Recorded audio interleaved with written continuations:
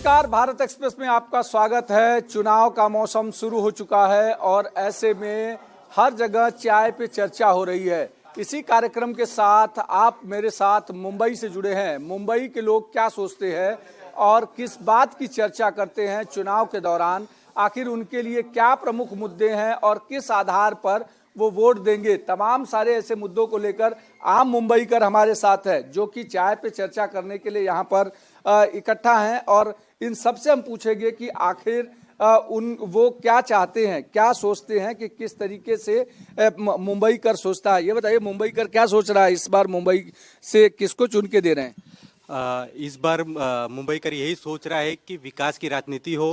आप देख रहे होंगे तो नरीमन पॉइंट से वर्ली तक पूरा ब्रिज बन गया है और इस बार मुंबई कर मोदी को 400 सीट जिताने वाली है। 6 के 6 सीट मुंबई की सीट बीजेपी और एनडीए में जाएगी।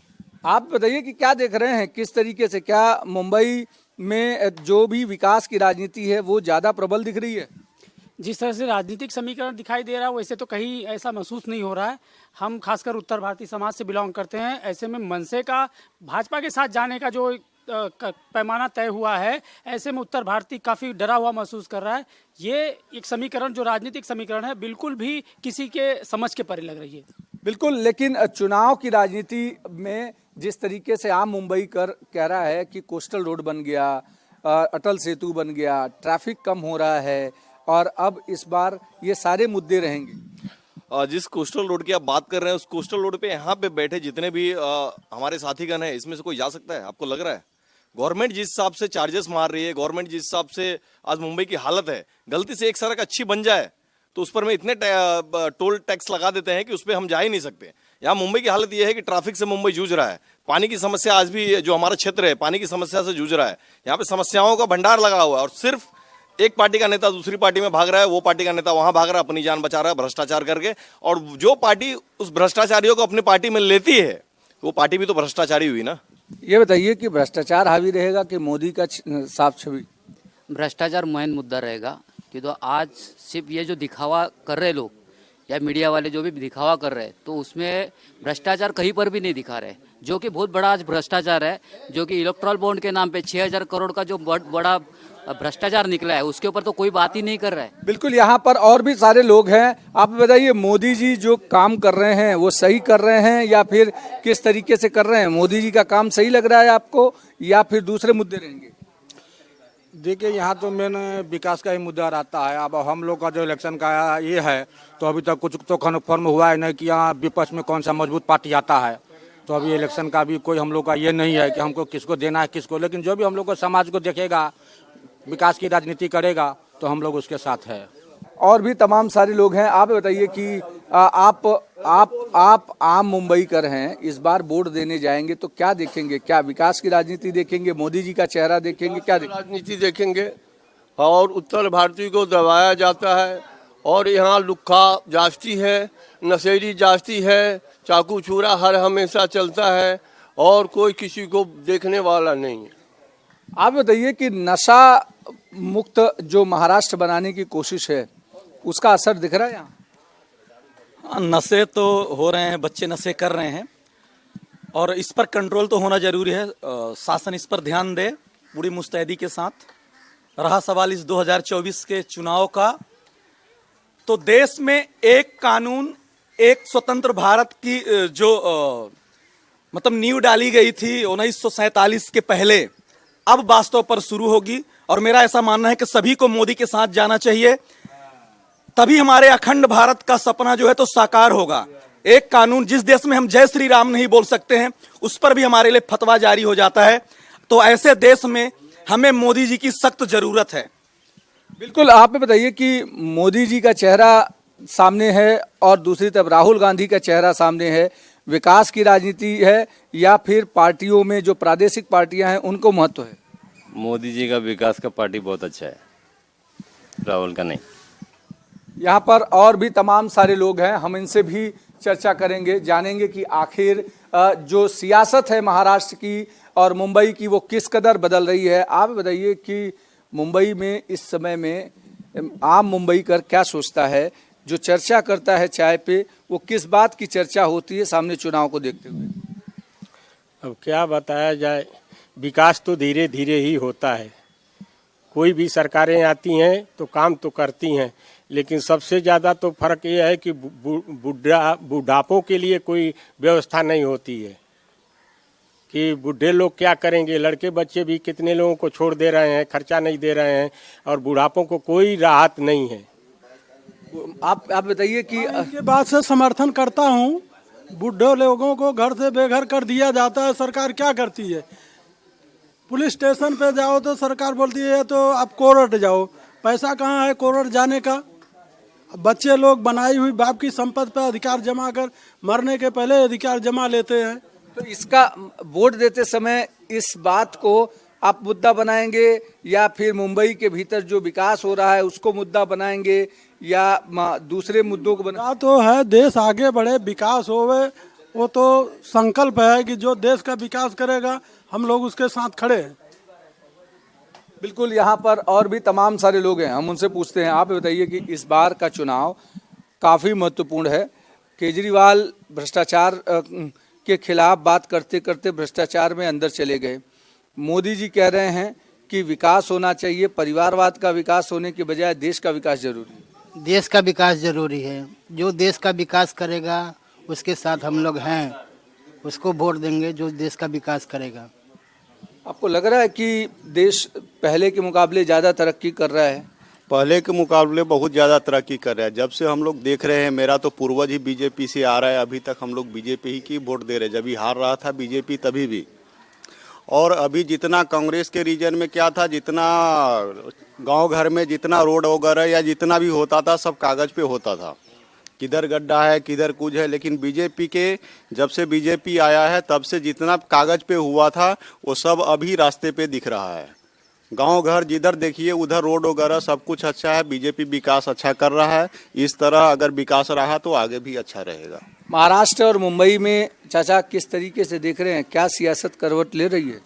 नहीं, महाराष्ट्र में भी एकदम बहुत अच्छा है, और हम लोग मोदी के साथ हैं। मोदी 10 साल से एकदम चला रहे हैं, बहुत एकदम अच्छे से चला रहे हैं। देश में जो देश को 70 साल लूटा उसमें आप देख लीजिए, एकदम पूछने का नहीं है। इसमें सब जानते हैं हमारे देश को कितना तरक्की हुआ है। ये हमारे पैसर से ही नहीं, पूरा देश को आप देखिए, एकदम जानिए, पूरा विश्व में देखिए एकदम कहाँ मोदी जी का स्थान है। ये सब कुछ करके हम लोग मोदी जी के साथ हैं। वो जहाँ कहीं भी रहे मोदी जी के साथ हैं। लेकिन राहुल गांधी तो कह रहे हैं कि मोदी जी ने भ्रष्टाचार किया, मोदी जी देश की बात नहीं करते हैं, मोदी जी कहीं न कहीं देश को पीछे ले जा रहे हैं, सामाजिक सौहार्द बिगाड़ रहे हैं, हिंदू मुस्लिम करा रहे हैं। अरे राहुल जी तो बोलते हैं, अगर राहुल जी को प्रधानमंत्री बना भी दिया जाए तो क्या करेंगे? बोलिए, क्या करेंगे? कुछ कर सकते हैं? कुछ उनकी कैपेसिटी है? चाहे सोनिया गांधी को चाहे राहुल गांधी को, कुछ है उनकी कैपेसिटी? अगर बना भी देंगे तो कुछ नहीं कर सकते हैं। नेहरू परिवार ही हमारे देश को बर्बाद किया है, ये आप समझ लीजिए। आज सरदार वल्लभ भाई पटेल अगर फर्स्ट प्रधानमंत्री अगर रहते ना तो देश की हालत नहीं रहती। गुलाब फूल लगाने वाले क्या जाने, आपका गरीब का दर्द क्या जानेगा? गरीब का दर्द क्या गुलाब का फूल लगाने वाले नहीं जानते? क्या आपको लगता है? जानते हैं, गुलाब का फूल नहीं लगेगा तो किसका लगेगा? कौन विपक्ष एकजुट हो रहा है, मोदी जी को हराने के लिए कामयाब हो जाएगा? मोदी का कोई नहीं हरा सकता है। मोदी का कोई हरा ही नहीं सकता है। 10 साल तक मोदी नहीं हटने वाले हैं। 10 साल तक कोई पूछने का ही नहीं मोदी के सिवाय। क्या मोदी को हराने के लिए पूरा विपक्ष एक हुआ है और कह रहा है कि भ्रष्टाचार की जो जंग है वो विपक्ष जीतेगा और मोहब्बत की दुकान खुलेगी? जब अंधकार चारों तरफ छा जाता है तो रोशनी क्या होता है, चारों तरफ एक तरह मेल होते हैं। आज जो सब विपक्ष एक हो रहे हैं वो बहुत सही काम के लिए एक हो रहे हैं कि जब ये पूरा तानाशाही कर दिया, हिटलर शाही चालू हो गया अभी आज की डेट में, तो सब लोग मिल के चाहते हैं हिटलर शाही खत्म हो, सबका काम हो, अच्छा काम हो, विकास हो। अब इसके बाद मोदी जी क्या करेंगे क्या नहीं करेंगे उनके ऊपर डिपेंड करता है। क्या मुंबई में लगता है कि विकास के चेहरे पर चुनाव लड़ा जाएगा या कोई दूसरा मुद्दा होगा? मुंबई बिल्कुल विकास के मुद्दे पे ये चुनाव होगा। हर कोई अपने यहाँ से जो जागरूकता राहुल गांधी के दौर में चालू हुई है, हर आदमी चाहे स्टूडेंट हो, वो जागरूक है कि हमारे साथ बेरोजगारी का दौर जो चल रहा है वो खराब है। महिलाएं को देखिए, गैस के सिलेंडर दिन ब दिन बढ़ते जा रहे हैं, महिलाएं भी अपने आप से परेशान हैं। ऐसे हर एक जो वर्ग है परेशान है। इस बार जरूर विकास का मुद्दा लेकर हर कोई आगे आएगा, जो अच्छा काम करेगा उसको पार्टी चुनेगी। मुंबई में विकास नहीं हुआ, कोस्टल रोड बना है कि नहीं बना है, मेट्रो बना है कि नहीं बना है, मुंबई का विकास नहीं हुआ है? मुंबई का बहुत सारा विकास हुआ है। आप मुंबई में अधिकतर पब्लिक स्लम में रहती थी, आज भी स्लम में है, लेकिन उससे ज़्यादा अभी रीडेवलपमेंट हो रहा है। और आज के डेट में 2000 ही तक पात्र हो रहे थे, आज के डेट में 2011 तक के सभी झोपड़ी धारकों को घर मिल रहा है। और यहाँ तक कि रीडेवलपमेंट करने में बीजेपी बहुत आगे है। और विकास के मुद्दे पर मुंबई कर बीजेपी चाहता हूँ ये विकास का मुद्दा जो बता रहे हैं, कोस्टल रोड की बात करें तो भी वो इसके पहले वाली गवर्नमेंट ने इसे लागू किया था, जो आज बन के रेडी हुआ है। इसका उद्घाटन ये भी करते हैं, इसका उद्घाटन वो भी करते हैं, ये समझ में नहीं आता किसने बनाया है, पहली बात। दूसरी बात ये है, जैसे भाई साहब बता रहे हैं कि अभी जो स्लम वाली जो गवर्नमेंट, ये राहुल गांधी की देन है, जो स्लम में लोगों को 1 BHK मिल रहा है। अगर पिछला रिकॉर्ड आप निकाल के देखेंगे तो ये सारे की स्कीम राजीव गांधी जी ने लाई थी, जो इम्प्लीमेंट हुआ है, जो लोगों को मिल रहा है। आप ये बताइए कि केजरीवाल तो भ्रष्टाचार में अंदर चले गए, और फिर कुछ लोग कहते हैं केजरीवाल ने भ्रष्टाचार खत्म किया, लेकिन अब आज की कंडीशन में वो खुद भ्रष्टाचार में अंदर है। जिस भ्रष्टाचार की आप बात कर रहे हैं, अब तो यह प्रूफ हो चुका है कि जो अरविंदो फार्मा का जो ओनर था, उसने चंदा किसको दिया? चंदा दिया बीजेपी को। मतलब जो भ्रष्टाचार का पैसा था वो गया बीजेपी के पास, लेकिन चोर है केजरीवाल। हद हो गई। ये तो देश की जनता को ये आम जो न्यूज चैनल है, आप लोगों को बताना चाहिए कि सच्चाई क्या है, लेकिन देश की मीडिया बिकी हुई है, जिसे हम गोदी मीडिया कहते हैं। और आज ये लेकिन ये बताइए कि केजरीवाल भी तो मीडिया की देन है। केजरीवाल को कौन पहचानता? अन्ना हजारे जिसके साथ वो खड़े हुए, अन्ना हजारे ने खुद कहा कि केजरीवाल इसके पात्र थे, और जो जेल में गए हैं वो केजरीवाल अपने खुद के कारण गए। देखिए, अन्ना हजारे जी तो कोई सबूत नहीं है, या जिस व्यक्ति के बिना पे अरविंद जी को उठाया गया, उस व्यक्ति ने चोरी का पैसा किसको दिया? बीजेपी को दिया। यानी कि नरेंद्र मोदी जी, अमित शाह जी या जेपी नड्डा जी जिम्मेदार हैं उस चोरी के, शराब घोटाले के, लेकिन उठाया जा रहा है अरविंद केजरीवाल को। अन्ना हजारे का राजनीतिक करियर जो है था नहीं, अन्ना हजारे ने तो अरविंद केजरीवाल को आगे बढ़ाया। बिल्कुल, अरविंद केजरीवाल जी को उन्होंने तो पार्टी बनाने से मना किया था, लेकिन अरविंद केजरीवाल जी भी बनाया, मतलब अन्ना हजारे को नहीं मानते केजरीवाल। देखिए, अन्ना हजारे जी को मानना, हर बातों को मानना सही नहीं है। आज अरविंद केजरीवाल जी ने पार्टी बनाया, इसके लिए आज भारत देश में ये उम्मीद जगी है कि एक गरीब का बच्चा एक प्राइवेट स्कूल से बेहतर स्कूल में फ्री में पढ़ सकता है, एक आम आदमी एक अच्छे अस्पताल में इलाज करवा सकता है। बीजेपी के राज में या कांग्रेस के राज में नहीं हुआ। मुंबई में तो विकास हुआ है ना। मुंबई में विकास हुआ है तो मुंबई कर किसे वोट करेगा? मुंबई में कौन सा विकास हुआ है? मुंबई में आप गवर्नमेंट स्कूल के आंकड़े निकाल के बता दीजिए। यहाँ पे जितने लोग बैठे हैं, पूछ लीजिए किन किन के बच्चे सरकारी स्कूल में पढ़ रहे हैं। पूछ लीजिए, यहाँ पे एक भी जन जो बता रहे थे कि बीजेपी के राज में बहुत विकास हुआ है, पूछ लीजिए किसके बच्चे सरकारी स्कूल में पढ़ रहे हैं। यहाँ तक कि इनसे ये भी पूछिए, अगर इनके घर में कोई बीमार हो जाए, सीरियस कंडीशन में रहे, सरकारी अस्पताल जाएंगे कि भागेंगे प्राइवेट अस्पताल? पूछिए। सरकारी अस्पताल ज्यादा बेहतर है कि प्राइवेट अस्पताल? मुंबई में विकास नहीं हुआ है, या क्या ऐसे प्रमुख मुद्दे होंगे जिसको लेकर मुंबई कर वोट करे? देखिए, आज हमें देखना चाहिए कि जिस तरीके से आयुष्मान भारत कार्ड हर किसी को 5 लाख रुपया जो मिल रहा है, जिसमें वो सरकारी में जाए चाहे प्राइवेट अस्पताल में जाए, ये नरेंद्र मोदी जी ने सबको इतना पैसा दिया है कि आप जाइए अपना इलाज कराइए। इसके आगे जो मुंबई में पिछले 25 साल में जो विकास नहीं हुआ था, वो इस 5 साल में विकास हुआ है। इसके माध्यम से हम देखते हैं कि कोस्टल रोड में 2.5 साल तो उद्धव ठाकरे का भी था। नहीं, इसमें हम देखेंगे, हम जो पिछले 5 साल की बात कर रहे हैं, 2014 से 19 और पिछले 2.5 साल में जो काम हुआ है, जहां पर मेट्रो का काम मुंबई में इतने बड़े तरीके से हुआ है कि मुंबई की जनता यहाँ से यदि अंधेरी जाना हो तो वहाँ 2 घंटे लग जाते थे, आज 15-20 मिनट में वहाँ पहुँच रहा है। आज कोस्टल रोड का निर्माण हुआ, जहाँ वर्ली से नरीमन पॉइंट जाने में जहाँ 1 घंटा लगता था, आज 15 मिनट में जा रहा है। अटल सेतु, जहाँ मुंबई से बाहर जाने में कईयों घंटे लग जाते थे, वहाँ 10 मिनट में मुंबई से आज बाहर जा पा रहे हैं। तो आने वाले समय में जितने तेज गति से विकास हुआ है, इसके लिए मुंबई कर वोट करेगा। मुंबई कर को लगता है कि अब आज की कंडीशन में मुंबई कर में जिस तरीके से सोचता है कि विकास की राजनीति होनी चाहिए, तमाम सारे जो मुद्दे हैं वो सब पीछे हैं विकास के। मोदी जी का चेहरा सबसे बड़ा चेहरा इस समय। जी, जिस हिसाब से माहौल चल रहा है, मोदी जी का चेहरा सर्वोपरि इस समय देखा जा रहा है। बशर्ते लोग ये कंफ्यूज हैं कि जिस पार्टी को वोट दे रहा है उसी पार्टी को जा रहा है कि दूसरी पार्टी को जा रहा है। पार्टियां इतनी कंफ्यूज कर दी हैं, हर पार्टी की 2-2 पार्टियां हो गई हैं। आज इनको वोट दिया जाए, पता चले ये तो कल दूसरी पार्टी में चले गए। पब्लिक ये कंफ्यूज है, हम जिस व्यक्ति को चुनकर वोट दे रहे हैं, क्या वाकई में वही व्यक्ति मेरे वोट का हकदार है? वही आदमी वोट पा रहा है कि हर आदमी बीजेपी में चला जा रहा है, जिसको भी वोट दो वो बीजेपी में? देखिए, सब नरेंद्र मोदी जी को मानते हैं। कभी कभी एक पार्टी में जगह न मिलने से दूसरे पार्टी से टिकट से चुनाव लड़ लेते, वहां पर भी आप देखोगे तो वहां लोगों में जाके वही बोलते, बोले मोदी जी ही सही है। तो जो भी आएगा भारतीय जनता पार्टी को आप वोट दीजिए, लोग वहीं लास्ट में लोग वहीं आने वाले हैं। तो आपको लगता है कि बीजेपी इस बार का जो महाराष्ट्र का चुनाव है, वो जो 45+ का नारा दिया हुआ है महाराष्ट्र बीजेपी ने, उस आंकड़े को छू पाएगी? आप 45+ नहीं, आप देखिएगा 48 की 48 सीट भारतीय जनता पार्टी इस बार चुन के मोदी जी को फिर से तीसरी बार प्रधानमंत्री बना के भेजेंगे दिल्ली में।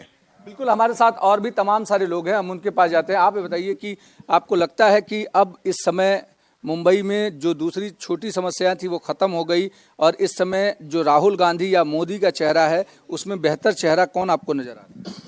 नहीं, वैसे वो तो सब पब्लिक के ऊपर डिपेंड करता है, पब्लिक किसको चुनती है। दूसरी बात तो जैसे ईवीएम में जो घोटाला चल रहा है, वो ईवीएम के ऊपर ही लोगों को अभी भरोसा नहीं रहा कि हम इससे वोट दे रहे तो वोट किसको जाने वाला है, ये तो है ही मुद्दा। दूसरी बात, अभी कुछ लोग बोल रहे थे 70 साल में कुछ नहीं विकास हुआ। 70 साल में अपने देश के ऊपर 55,000 करोड़ का कर्जा था, आज हुआ कितना? 155 करोड़। तो ये कर्जा पैसा गया क्या?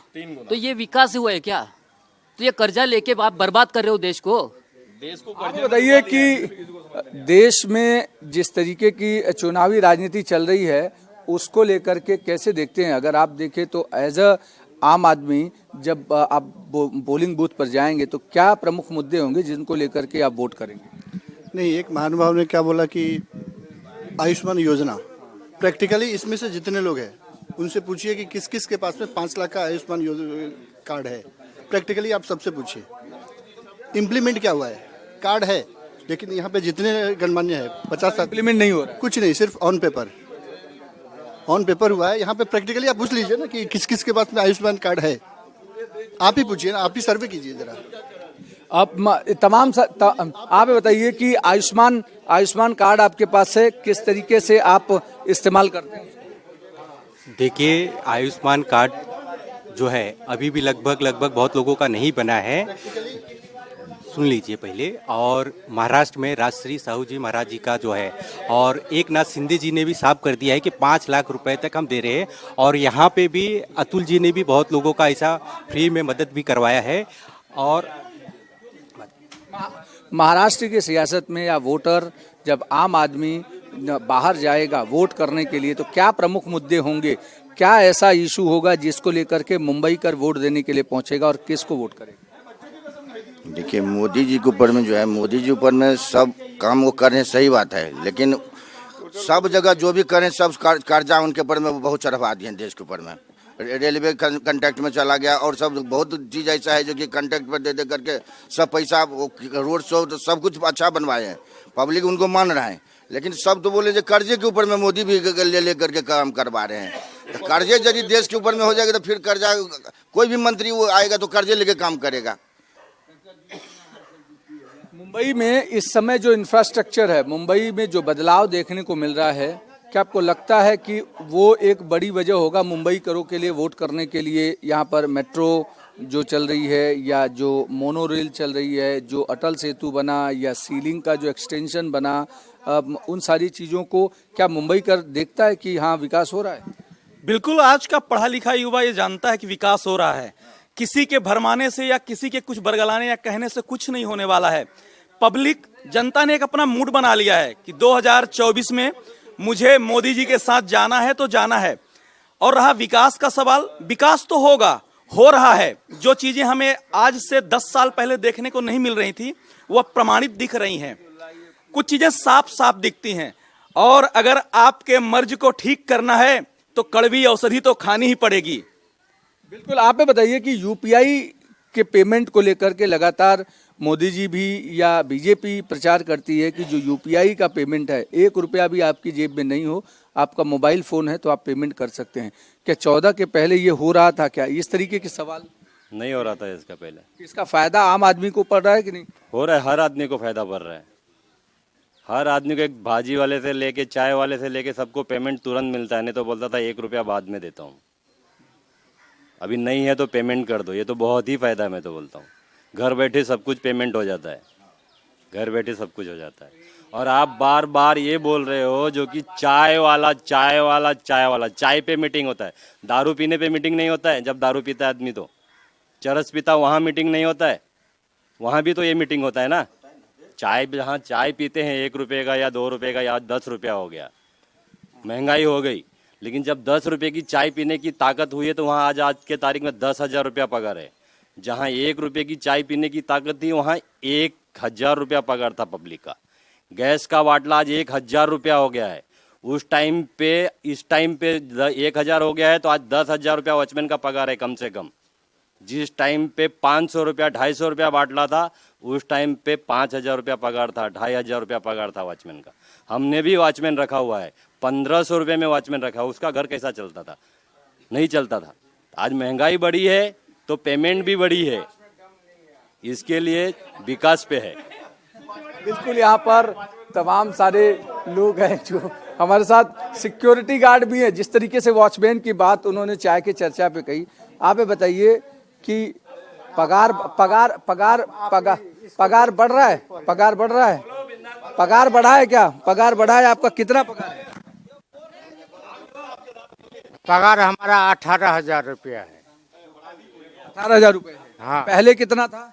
पहले 12,000 था, वो उसमें 6,000 फिर ने बढ़ाया। आप बताइए, यहाँ साफ साफ सब साल भर से ये काम कर रही हूँ। हम लोग को 6,500 रुपया देते हैं, 8 घंटा काम करते हैं। मोदी जी से विनती कर रही हूँ कि हम लोग का ही पगार पर ध्यान दे, बढ़ाने के लिए विनती कर रही हूँ कि हम लोग छोटे छोटे बच्चे को लेके इसमें काम करते हैं लेकिन पगार नहीं बढ़ा रहे हैं। साल भर से ही विनती कर रही हूँ, पगार बढ़ाने के लिए नहीं बढ़ा रहे हैं। बिल्कुल, यहाँ पर जिस तरीके से वॉचमैन जो कह रहे हैं कि पहले 12,000 पगार थी, अब 18,000 रुपये है। तमाम सारे अलग अलग मुद्दे मुंबई के हिसाब से हैं। विकास एक प्रमुख मुद्दा है, लेकिन इसके साथ साथ इलेक्टोरल बॉन्ड की बात करें या दूसरे तमाम मुद्दे जैसे भ्रष्टाचार की बात करें, ये सब भी एक प्रमुख मुद्दे के तौर पर महाराष्ट्र की सियासत में होगा। महाराष्ट्र की सियासत में ये भी महत्वपूर्ण होगा कि जिस तरीके से पार्टियों में दो फाड़ हुए हैं, जनता कंफ्यूज है कि वो किसके साथ जाए, किसके साथ रहे। लेकिन विकास की राजनीति मुंबई करों को सबसे आगे रखी हुई है और मुंबई कर हमेशा चाहता है कि मुंबई देश की आर्थिक राजधानी है। ऐसे में विकास की राजनीति यहाँ पर आगे ही रहनी चाहिए। वीडियो जर्नलिस्ट घनश्याम के साथ अभिषेक पांडे, भारत एक्सप्रेस, मुंबई।